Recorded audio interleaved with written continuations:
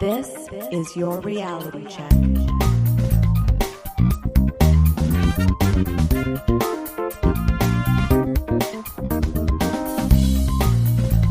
Hi everyone, and welcome to The Reality Check, the weekly Canadian show that explores a wide range of controversies and curiosities using science and critical thinking. This is the show for April 16th, 2019, and I'm your host, Darren McKee. With me, as usual, are Adam Gardner. What's up, Cuboids? Cristina Roach.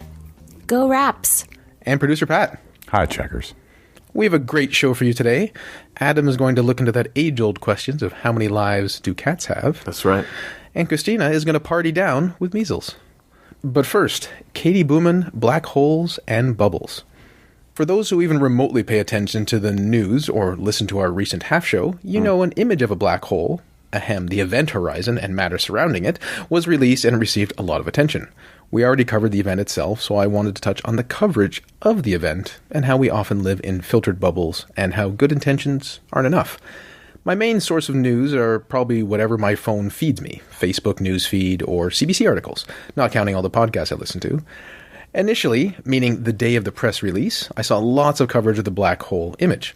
I don't recall seeing anyone's name mentioned prominently, but I'm sure some person maybe was mentioned as being part of the project or something like that. Then, and I think this started happening Wednesday night, maybe into Thursday, maybe Friday, I started to see an image of a youngish-looking woman who apparently was largely responsible for the black hole image, named Katie Bouman. I hope that's how we pronounce her name, because I'll keep saying it for the next 8 to 10 minutes. The narrative of these particular posts was celebratory, but also corrective, as in, not seeing enough coverage of the real hero type of thing. All of a sudden it was just everywhere. That she wasn't getting enough attention. Yeah, or she just kept popping up, her photo as the lead photo in stories about the black hole. Her in front of a MacBook, her in front of a bunch of hard drives. A picture of her TED Talk from a couple of years ago. Yes, exactly.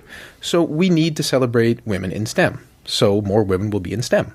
I agree with this. This is a relatively loosely defined causal structure of things, and I think it makes sense. I read or saw that she gave a TED Talk a few years ago. She developed the algorithm that led to the black hole image, so that's great. But I know there were multiple sites involved in creating this image, like research sites, so it must have been a team at work. And then I thought it was odd that it wasn't some older person in charge. Now, don't accuse me of ageism. I'm just observing that rarely do younger people have that type of role on such a large, complicated project involving so many people. Fair. There are many different images with different types of text being transferred around on the internet, and here is one in particular that stood out, which was originally by Occupy Democrats, and then it was corrected by some other person, and it was shared by Stuart Robbins, no less. So I'll read what they said and then how it's been edited along the way, and hopefully it will make sense. So it's a photo of Katie, yellow text in all caps, and then some white text in not all caps. Today, everyone is sharing the first ever image of a black hole, but no one is sharing stuff about Katie Bouman, the young lady, this is crossed out, assistant professor at California Institute of Technology, who is single-handedly is crossed out, she shared with her team, responsible for it.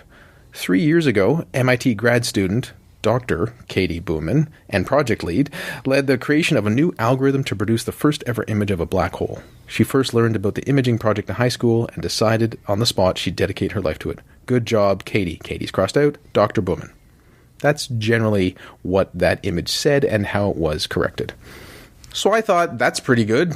Yes, she should get the credit if she did all those things. Occupy Democrats is not necessarily the most reliable source. I mean, you know what you're going to get. But I thought, why don't I just Google it? Because I just wondered what exactly her role was. And then I found this article by Sarah Mervosh in the New York Times with the title, How Katie Bouman Accidentally Became the Face of the Black Hole Project.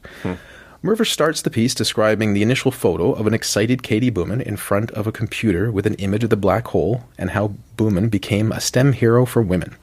Quote, public figures from Washington to Hollywood learned her name, and some advocates, familiar with how history can write over the contributions of women, quickly moved to make sure she received the recognition she deserved.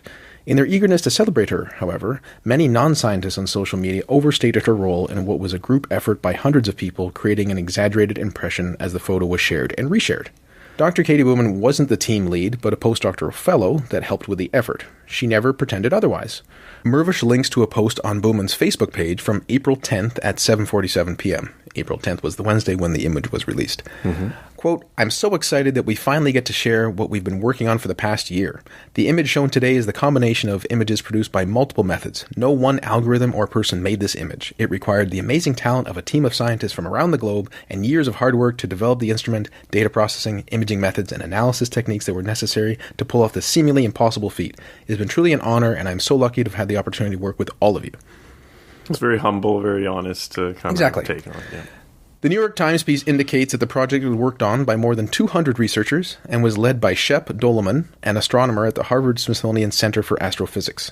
Here's a quote, about 40 of these 200 people were women, according to the Harvard's Black Hole Initiative. I don't recall seeing Shep's name anywhere before, or even after.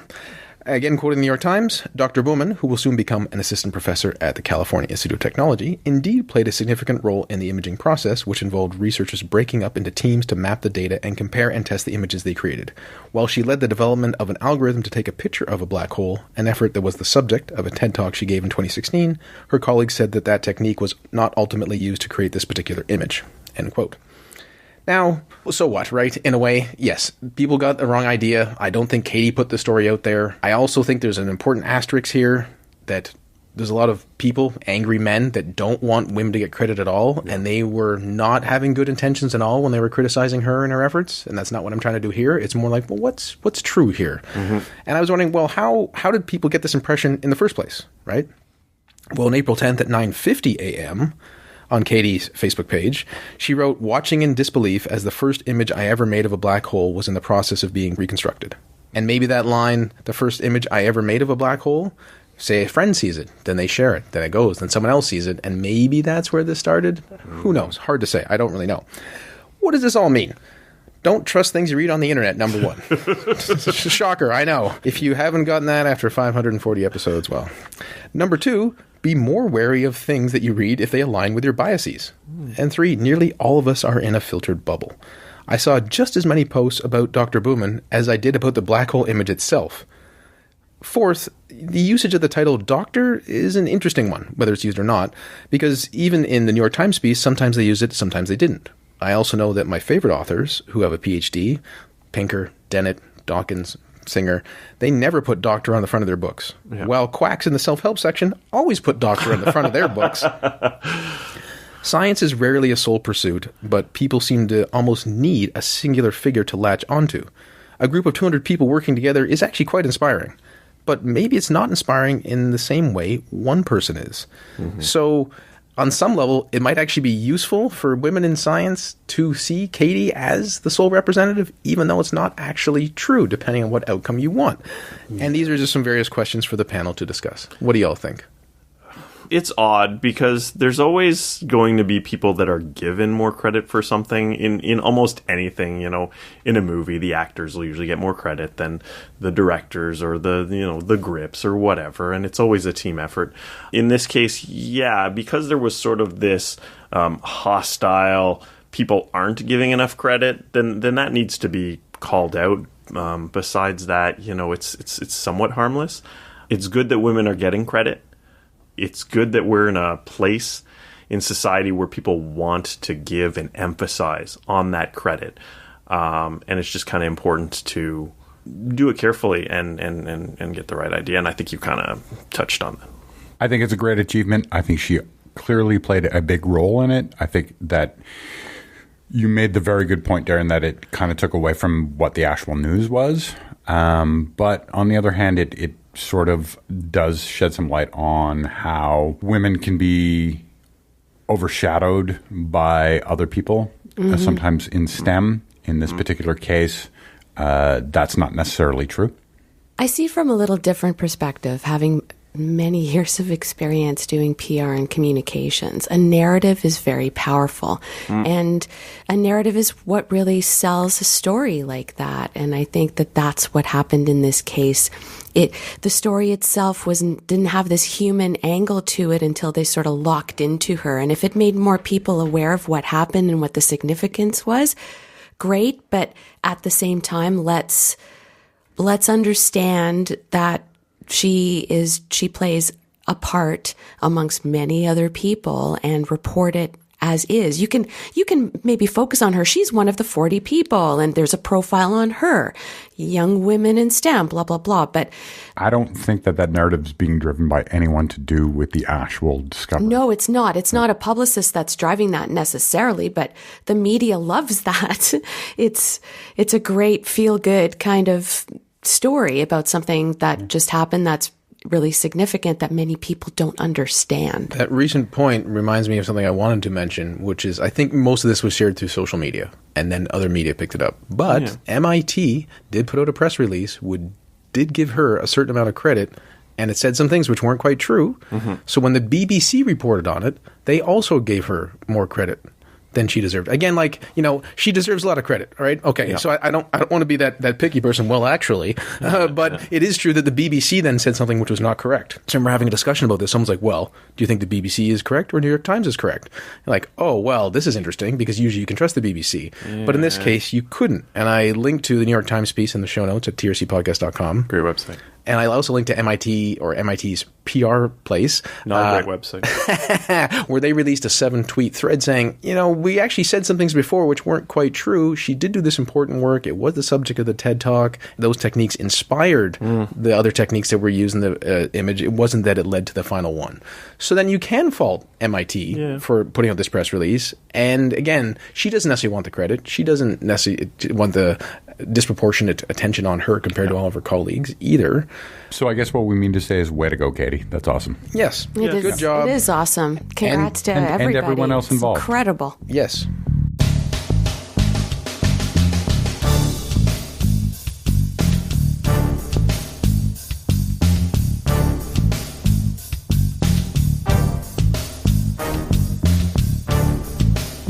And now we turn to Adam. How many lives does a cat have? That's a great question, Darren. Some people may have been wondering, how many lives do those cats really have? I want to pose... I think about this every day. Well, you said those cats? Which ones are we talking about? All of them. Oh. In different countries. But I want to ask the question to the panel, and you can give a real serious answer as well as an answer which reflects sort of the myths that you have heard. I'll start with you, Darren, because you're in front of me. How many lives do cats have? I believe each cat has 1 life, but I have heard each cat has 9 lives. Interesting. Christina, what would you say? Well, again, 1 life in reality, but I have a 2-part answer. 9 lives just growing up watching. Back in the day, Bugs Bunny cartoons, Sylvester did a 9 lives cat food. It's just, we've always heard that. However, having been raised Portuguese, they didn't say 9 lives. They said 7. Interesting. Pat, what would you say? Well, I've never heard the Portuguese myth, but I would agree with Darren. 1 life, but I've heard 9. Well, Cristina, you touched on something which I had not heard of prior to the rabbit hole that started me down this whole segment. So, of course, as a Canadian, I had heard the statement that cats have 9 lives many times during my life. I sort of assumed that this was a somewhat universal expression. Now, as many listeners may know, I'm a bit of a cat fan, a cat person, whatever you may call it. I follow a number of celebrity cat accounts on social media, including many cat cafes from around the world. I like to visit new cat cafes when I'm able to.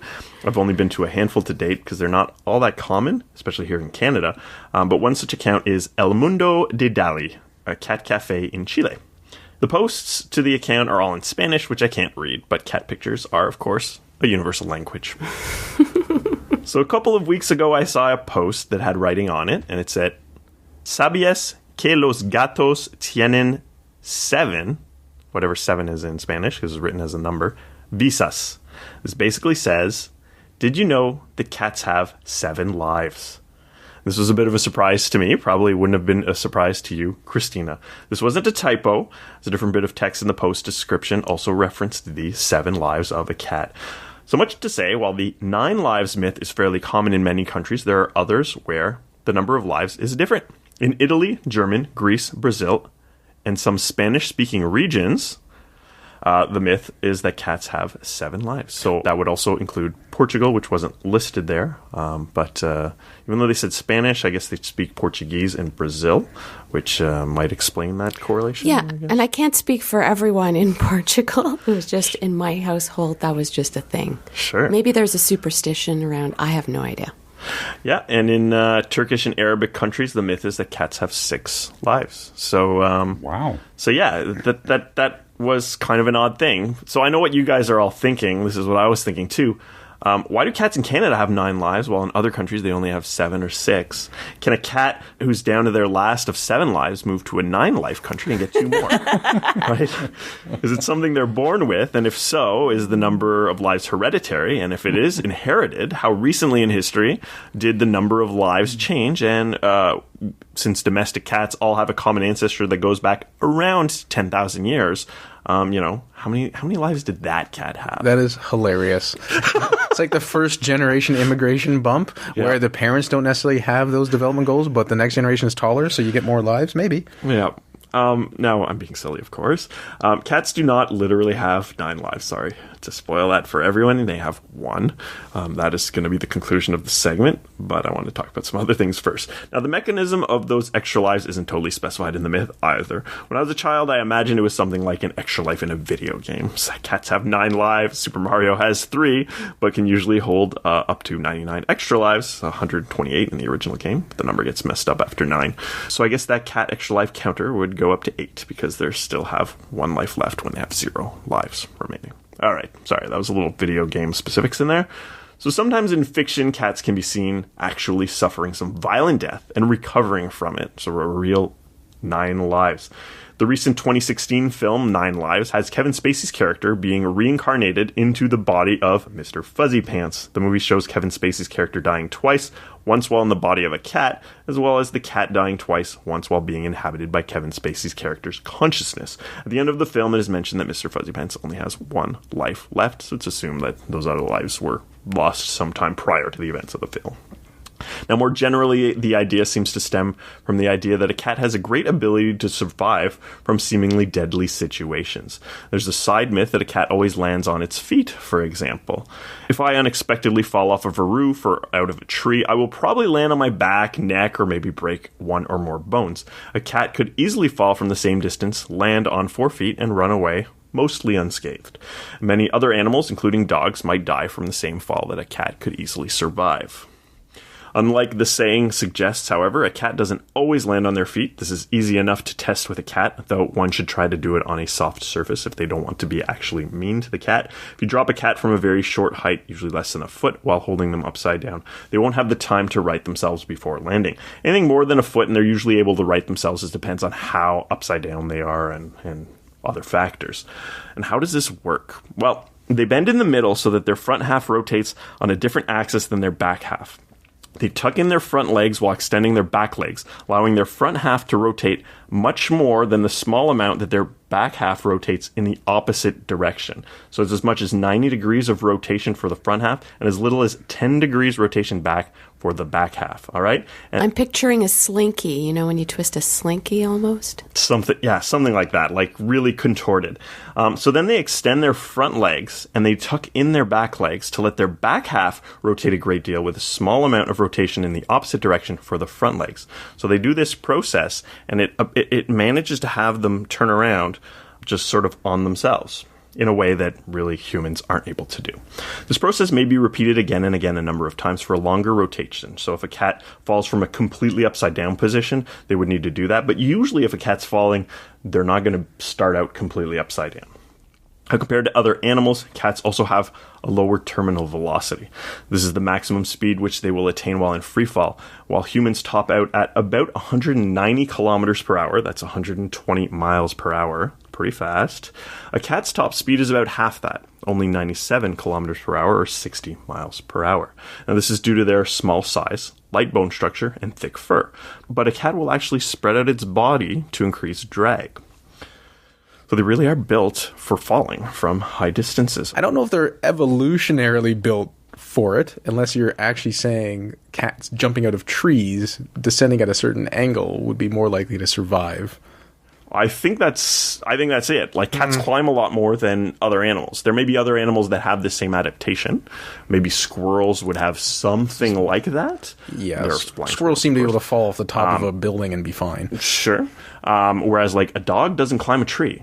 So it doesn't need that, right? So I say, they're designed for or whatever. Like that's Sure. not how we should really talk about evolution. But I do think that this ability was selected for based on how they act.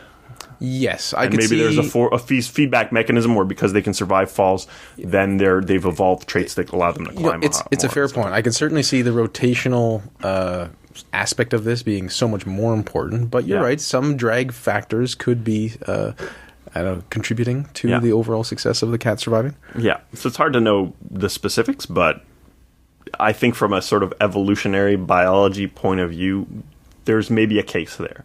Cats also orient their limbs horizontally while falling, so that the impact is more evenly distributed across their body. So it's less likely to cause broken bones and things like that. Now, cats are, of course, not invincible, and they can die from falling long distances. Still, there have been studies on injuries which cats sustain from falling from buildings, and the height that they survived can range from 2 to 32 stories, with a 90% survival rate. 32 stories. 32 stories. Now, by the way, a story is on average about 10 feet. It says 320 feet, or approximately 100 meters. Wow. Oh, yeah, it's very high.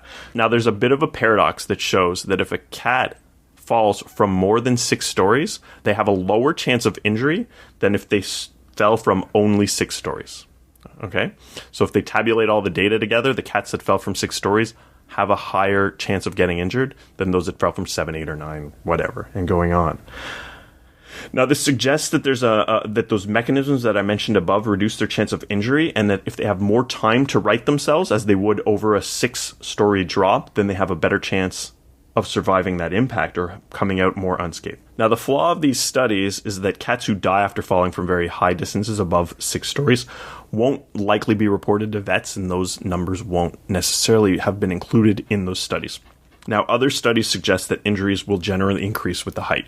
So, basically saying that paradox doesn't exist. The higher a cat falls from, the bigger the risk, the more injuries. So, why are cats good at falling? So, we kind of talked about this earlier. Could be an evolutionary adaptation. They like heights. They like climbing trees. Cats will jump up on fences. You can see cats go on top of railings. My cat, Katniss, I've seen her twice fall from a railing on the 2nd floor all the way to ground level, and she's never really had an injury, and I've only seen her do it twice, which means she's probably done it a bunch more times. Now, a cat in the wild can use its claws to grab onto a tree, while they may not be able to do so with modern building materials. So if a cat's on a balcony made of concrete, for example, their evolutionary environment may be such that they think that they can just put their claws in and not fall, but then, they have a problem. The concrete is too hard for their claws. Then they fall and they get injured much more than they would have in the wild. Cats only have one life, so treat them with the same care as you would any other animal. The myth that they have 6, 7, or 9 lives is likely due to their great survivability in catastrophic situations, though it might be worth mentioning that most dogs wouldn't even get themselves into such a bind in the first place. The physics of cat falls are certainly interesting, and the fact that we don't share those traits ourselves explains why their supposed toughness is so surprising to us humans.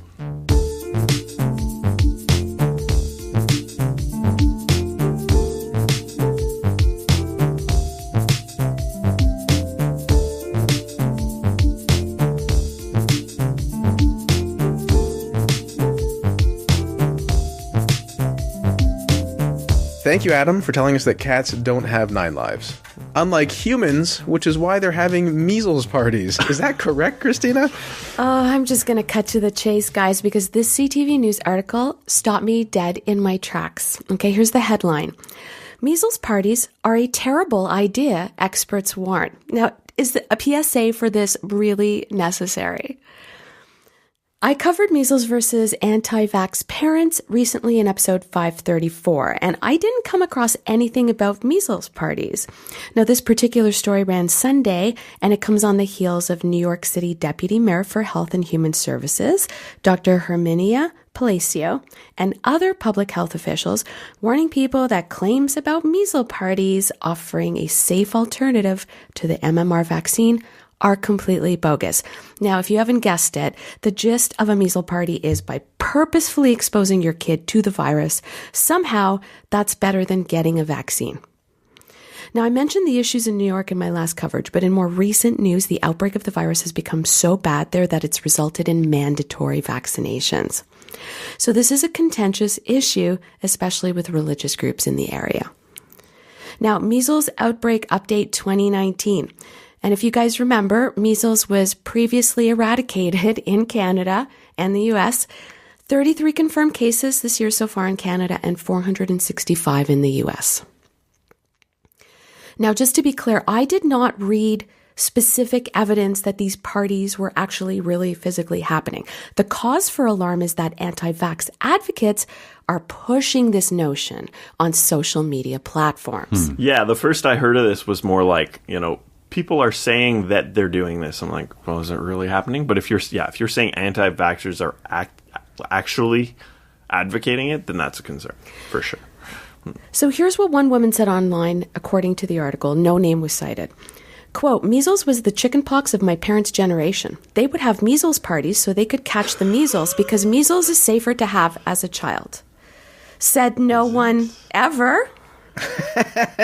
But that's true of chickenpox. I'll get there, Adam. I'll get there, Adam. Okay, all right. Another person wrote, 0 deaths, people. 0. State of emergency, forced vaccinations, bullying, mandates, all for 0 deaths. And an infection they admitted, whoever they is, we used to have normal measles parties for.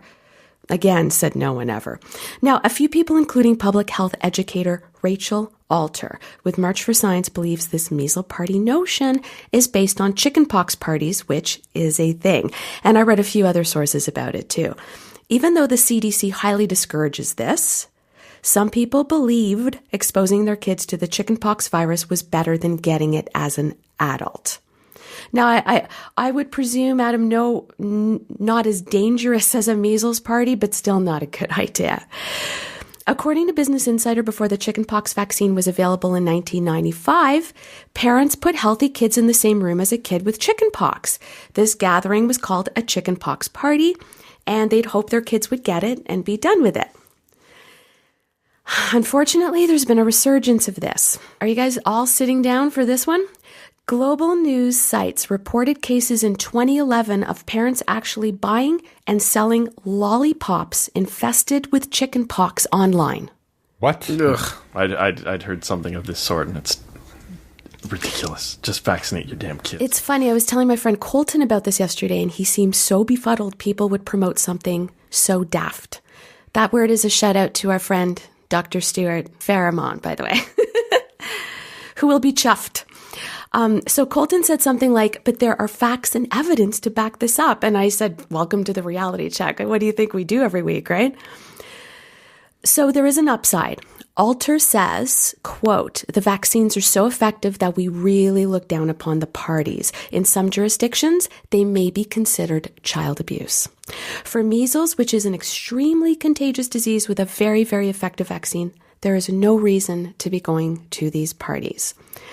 Let us not lose sight of the fact that we are really lucky to live in a day and age where science can help us avoid potentially dangerous viruses. I think that's one of the most infuriating things to me, and sad things. Alter mentions getting the measles as a kid gives you a much higher chance of experiencing disabilities when you get older. So even just 7 to 10 years later, we're not talking 20, 30 years, 7 to 10 years, she describes a neurodegenerative disease called SSPE. Although fairly rare, it's fatal, painful, and completely avoidable thanks to the vaccine. If that's not enough, the CDC cites these other complications. As many as 1 out of every 20 children with measles gets pneumonia, the most common cause of death from measles in young children. About 1 child out of every 1,000 who gets measles will develop encephalitis, which is swelling of the brain, and that can lead to convulsions and can leave the child deaf or with intellectual disability. And for every 1,000 children who get measles, 1 or 2 will die from it. Those are pretty crap odds. I don't know what you guys think about that. So yes, everyone, measles parties are a terrible, horrible, no good, very bad idea. It sounds like this is all a confusion based on the chickenpox idea, which is also dumb because you can just get your chickenpox vaccine. I believe it's 18 months here, which is annoying because you can get chickenpox twice as well. My brother got it as a child and got it later, and it's obviously more dangerous as an adult. Isn't shingles as an adult? As an adult, it's called shingles. Yeah. So he got shingles in his 40s, basically, recently. Reminds me, and it kind of scares me a bit, because as a parent, just a couple weeks ago, there were cases of chickenpox at my daycare, my kids' daycare. So they called, and Elizabeth had been off sick for a week, not with chickenpox, but with something else, and they called to see, does she have chickenpox? We wanted to make sure. Basically, the vaccination takes place at 18 months, so it's possible that kids can get it before that, and I think that was probably what was going around. But I looked into it, and there's no law in Quebec saying that you need to be vaccinated to go to school or to go to daycare. So I have no idea if there's unvaccinated kids at my kid's daycare, and that's really annoying. Especially, like, Victor's going to be going to daycare at 12 months. He won't have his chickenpox vaccine, and there may be unvaccinated kids there. And this is really troubling to me, right? It looks like there's a marketing opportunity to start your own daycare that only allows in vaccinated kids. Yeah. Let the free market solve all I'm the sure, problems. Adam, this also stems from a notion that some people believe that your immunity gets stronger if you get a disease, in this case. Well, your immunity can get strong in many ways, including Getting a vaccination. Yeah. Like, that's the best way to avoid getting a disease. People just, people are anti-vax, I get it, and they just don't understand things. But it's frustrating, it's scary, and we don't have laws everywhere that are in parents' or children's best interest, and it's very frustrating. Thanks, Cristina. That was enlightening and terrible.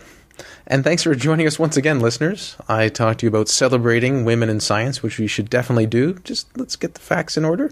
And Adam told us that, shockingly, cats have one life. And Cristina told us about the horrible thing that is a measles party. Please don't have one, and please don't go to one. Until next time, think better to act better. Peace out, cute boys. Stay classy, not smart-assy. Vaccinate your kids. Yes, please. Mm-hmm.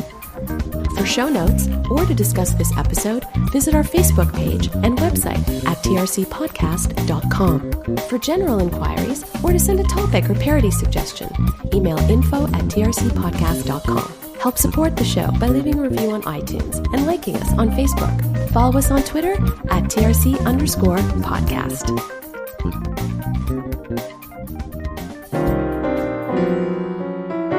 Outtakes. Oh, boo, boo, boo, boo, boo, boo, boo, boo. Okay. All right. Sorry. I don't know good, why Adam. that was actually pretty good. Mervish links to a post on Bouman's. Sorry, Pat. Flavin.